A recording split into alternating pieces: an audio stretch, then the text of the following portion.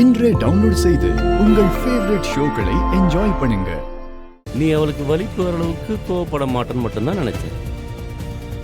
ஆனா இப்போ உன் முகத்தை பார்த்தாதான் ரொம்ப சந்தேகமா இருக்கு. உண்மையை சொல்லிடு, என்ன நடந்துச்சு சொல்லு. சித்ரா அங்க போனது உண்மைதாங்க. ரொம்ப நேரமா அவளை காணோன்னு நானும் அவளை தேடி போனேன். சித்ரா அந்த பொண்ணு கூட நாங்க பார்த்ததும் இது தெரிஞ்சா நீங்க கோவப்படுவீங்கன்னு நான் சித்ராவை திட்டினேங்க.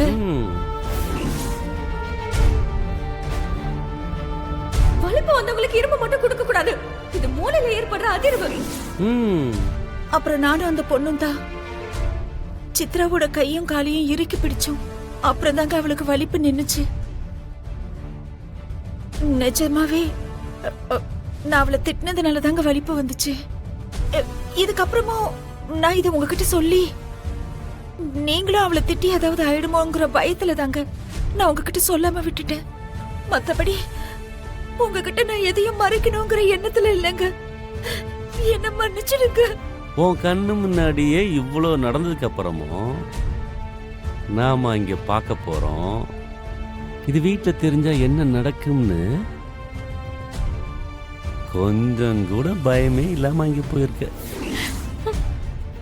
சுகுணா, இங்க வா.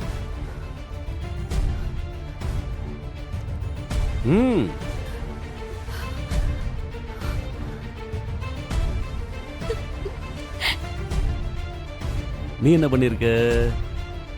உன் பொண்ணு இங்க போனத என்கிட்டயே நீ மறைச்சிருக்க. புருஷகிட்ட மறைக்கிறவ என்னைக்காவது ஒரு நாள் தெரிஞ்சா என்ன ஆகும்னு உனக்கு பயமே இல்லாம போச்சுல. இவ்வளவு நடந்ததுக்கு அப்புறமும் இவளை கூப்பிட்டு மேலப்படின்னு தைரியம் கொடுத்திருக்கானா? அவளுக்கும் பயம் இல்லாம போச்சு.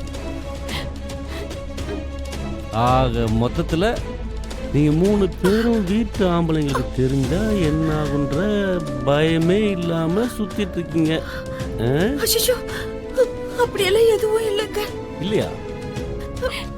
இல்லைங்க, சத்தியமா அப்படி எதுவும் இல்ல. எனக்கு தெரியாம இவ்வளவு வேலை பார்த்திருக்கீங்க. இதுக்கப்புறமும் இதை விட்டா சரியா வராது. சரி வராது.